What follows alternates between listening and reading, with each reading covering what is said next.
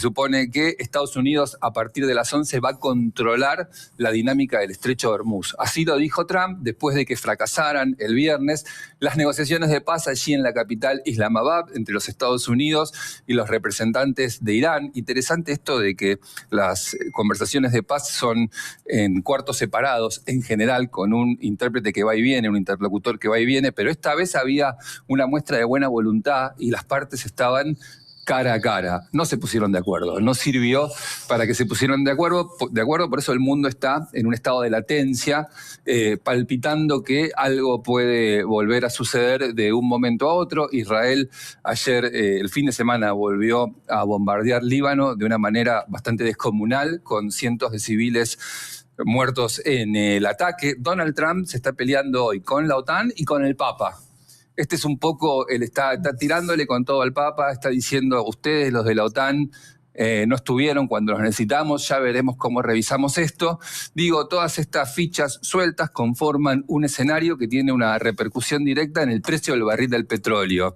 El petróleo volvió a la zona de los $100 por barril y las consecuencias sobre la economía global y local son inevitables. El mundo está, las bolsas asiáticas están tensas, se inicia una semana crítica, el mundo por supuesto se enfrenta a un escenario de inflación y desaceleración de la economía con tasas de interés más altas. Nos preguntamos cómo impacta eso en la Argentina, que necesita por supuesto de inversiones y de financiamiento para evitar la recesión. De todo eso queremos hablar con Martín Polo, economista, que está aquí con nosotros. ¿Cómo estás, Martín? Hola, buen día. ¿Cómo estás? Yeah. Qué escenario, ¿no? Sí, bravo. ¿No? Bravo. Y no se ve la puerta por donde esto va a serenarse, una puerta de salida. Tal cual, vos lo dijiste muy bien en tu introducción. A ver, tuvimos estos episodios a lo largo de los últimos años todo el tiempo. No creo que sea la última vez que lo tengamos. Esto va a ir y venir. Yo definí este escenario como una especie de la paz armada, ¿no? Creo que vamos a un escenario en el cual la tensión en Medio Oriente llegó para quedarse. Obviamente va a tener diferentes consecuencias, que para eso tienen especialistas que lo pueden explicar mucho mejor que yo. A nosotros lo que más nos importa es el punto que vos hiciste y cómo esto repercute sobre el precio del petróleo, y si esa escalada del precio del petróleo, primero hay que definir dos cuestiones. Primero, cuándo se estabiliza. Después, si se estabiliza, ¿a qué nivel? Y después la consecuencia que tiene sobre el resto del mundo, ¿no?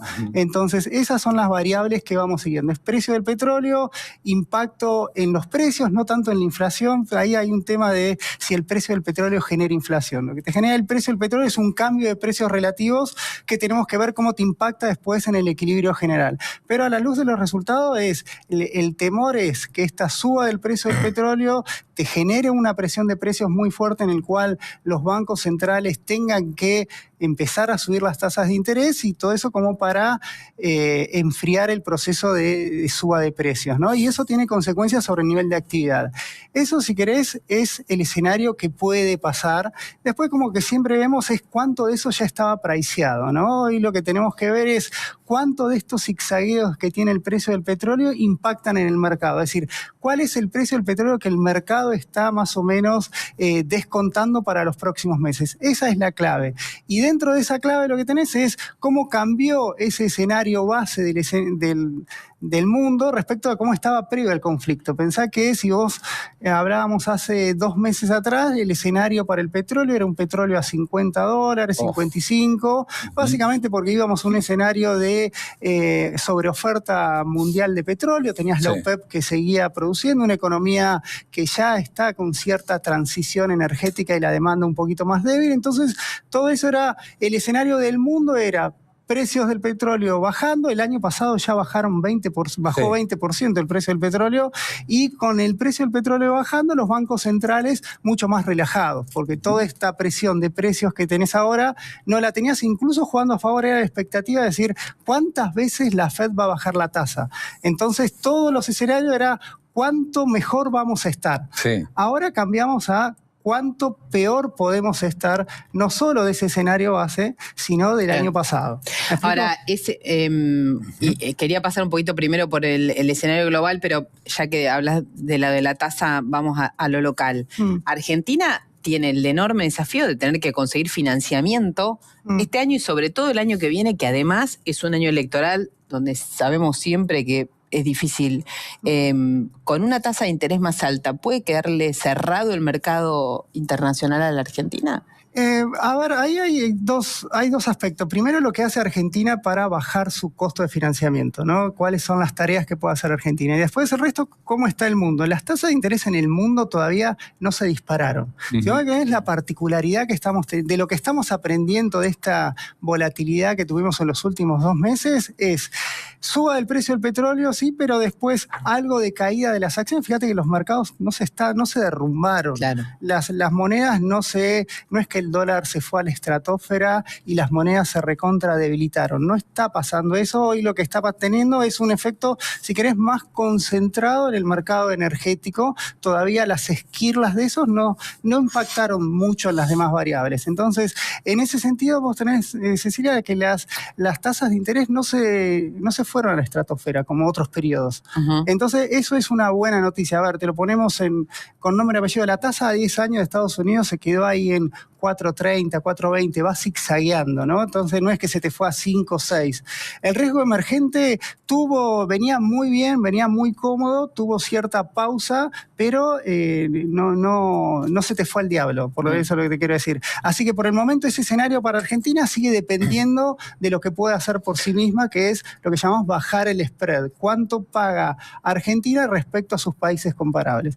Con la crisis, o por lo menos con lo que tuvimos en el último mes, algo incidió. Por eso vimos que el riesgo país se vio de nuevo arriba de los 600 puntos básicos. La semana pasada con esta distensión, porque ahora estamos hablando de que se empiojó, pero la semana pasada estábamos hablando de la tregua y el petróleo cayendo casi $20. Ahí en ese contexto Argentina mejoró, el riesgo país llegó a los 550, así que lo de Argentina va a depender por el momento de lo que haga el gobierno. Y en ese sentido, el gobierno está con una postura bastante que prefiere ese terreno no tocarlo, porque Caputo todavía habla que no tiene interés, o por lo menos no está apurado en salir a los mercados internacionales.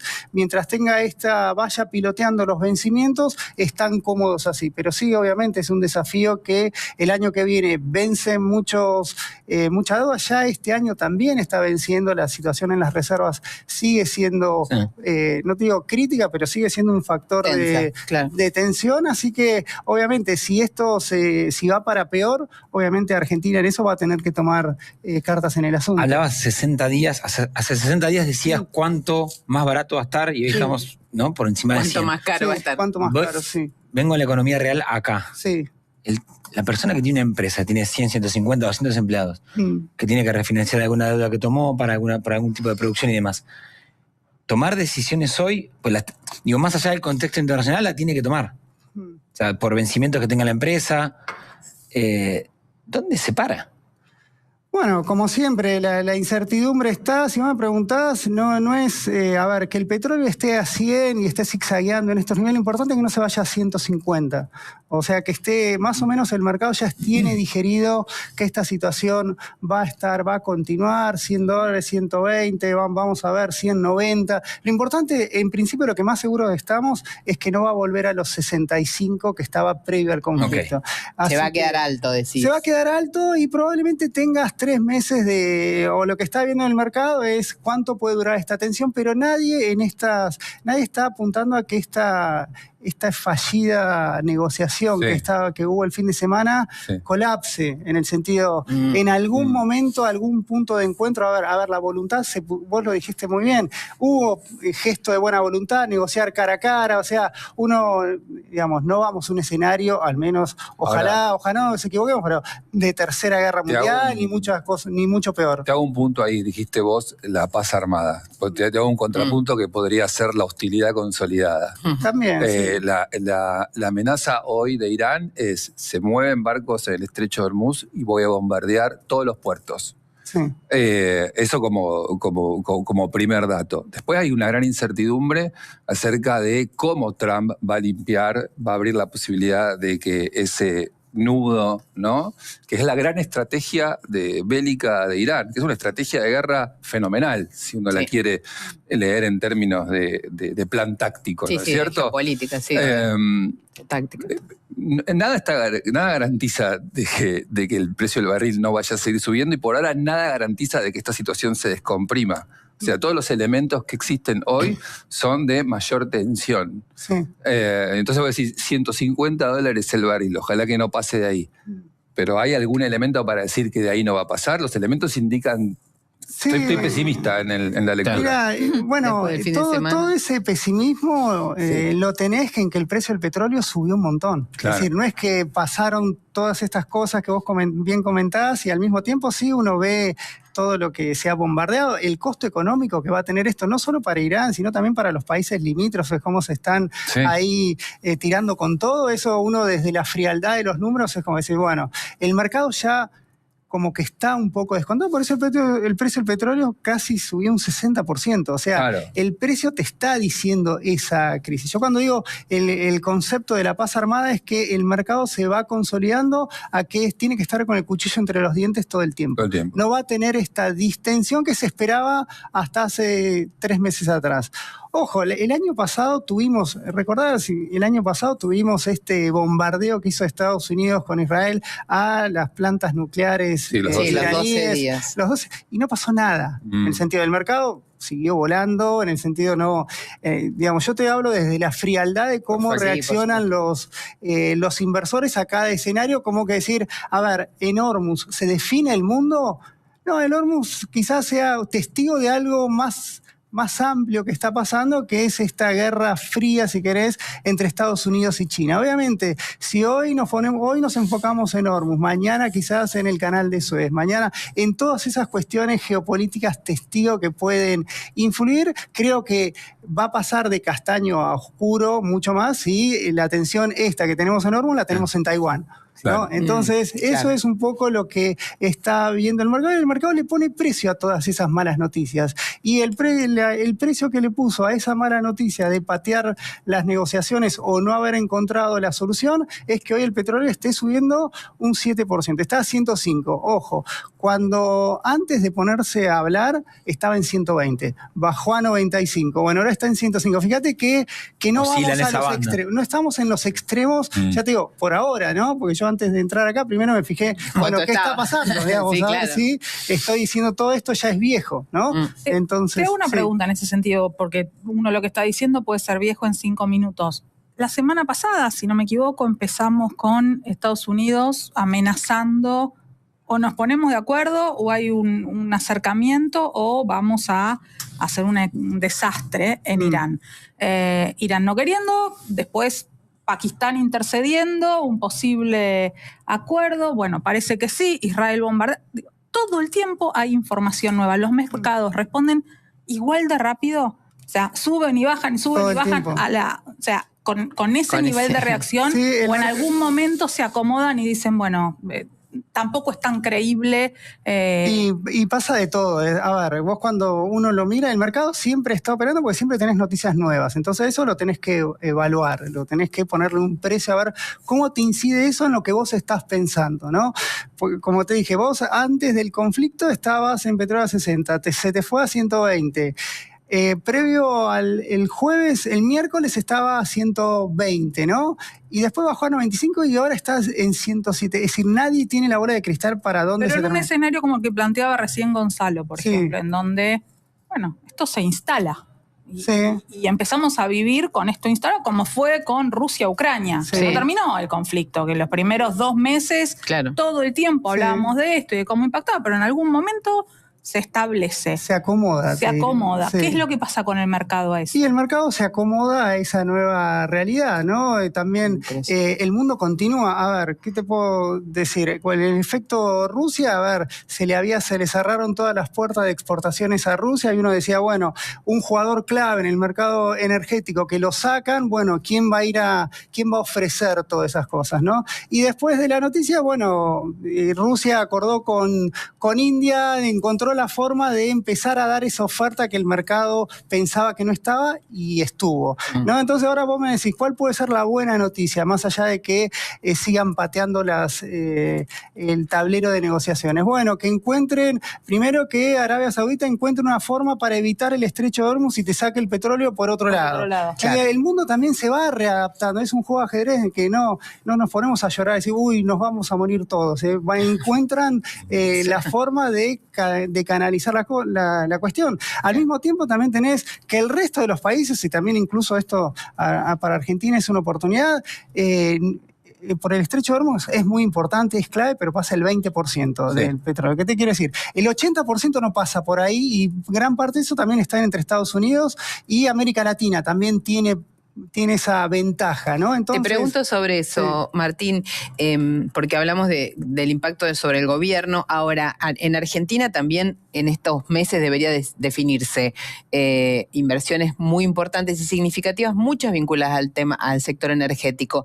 ¿El sector privado se sigue moviendo a la velocidad a la que venía con este conflicto instalado o frena y espera a ver cómo se acomodan las cosas? Y son dos realidades muy diferentes y yo creo que ahí lo que hace esto es un poco ponerla más de relieve, ¿no? Porque antes del conflicto ya teníamos que el sector energético, petrolero sobre todo, más vaca muerta, volando, ¿no? Es lo que decíamos, la economía K, ¿no? A sectores que le iban muy bien, cada vez mejor, y a los sectores que le iban un poquito peor, un poquito cada vez peor. Más para abajo. Entonces, si para el sector energético todo esto, mientras vos tengas la situación contenida, es una buena noticia, ¿no? Porque tenés mayores precios, tenés sos más seductor para el resto del mundo, digamos si estamos a lo que decía él, que vamos a seguir con el cuchillo entre los dientes a ver qué pasa en Irán y demás, bueno, el capital va a ir a buscar otro riesgo y a ese riesgo aparecemos nosotros o podemos aparecer nosotros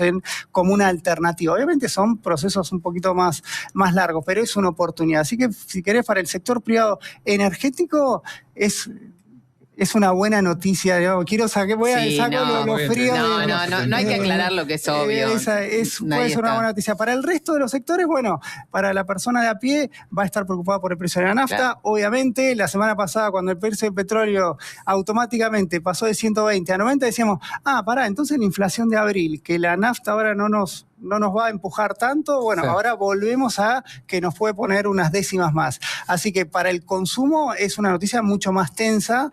Si querés, algo que es una buena noticia para Argentina en todo este tole es que esta crisis global tiene su particularidad respecto a otras. ¿Qué pasaba cada vez que teníamos estos embrollos globales? Era como que el capital, teníamos el flight to quality, ¿no? El capital se iba a lo seguro, y lo seguro eran bonos del Tesoro americano y el dólar, ¿no? En el mundo. Sí. Entonces vos tenías que todos querían ir ahí, entonces el resto del mundo la padecía, porque no tenía capital. Ahora esta ventaja que tenés con Estados Unidos y el efecto Trump, que ya lo venimos hablando durante todo el año pasado, esa no seducción de Estados Unidos para el capital. Sí. Bueno, América Latina en ese sentido, y Brasil en particular, más allá de todos los problemas que tiene Brasil, incluso en 2 meses vamos a empezar a hablar de las elecciones en Brasil, está volando. ¿No? Digamos, claro. Estamos acá, estamos diciendo, bueno, el dólar cayó, pero estamos ahora en este momento el real brasileño está en 5. No se fue, y hasta hace 4 meses teníamos analistas que pensaban que el real se iba a 6.50. Sí, claro. Imagínate esa bocanada de buena noticia para contextualizarlo. La bolsa de Brasil subió un 30% en lo que va del año. Claro. Martín, gracias por tus palabras y también por esa cuota de optimismo en este escenario que es de tensión. Que viene bien el contrapunto, el contrapeso, digo, sobre todo, ¿no? Pues si no, se ve todo de una sola manera y no es saludable. Bueno, gracias, Martín.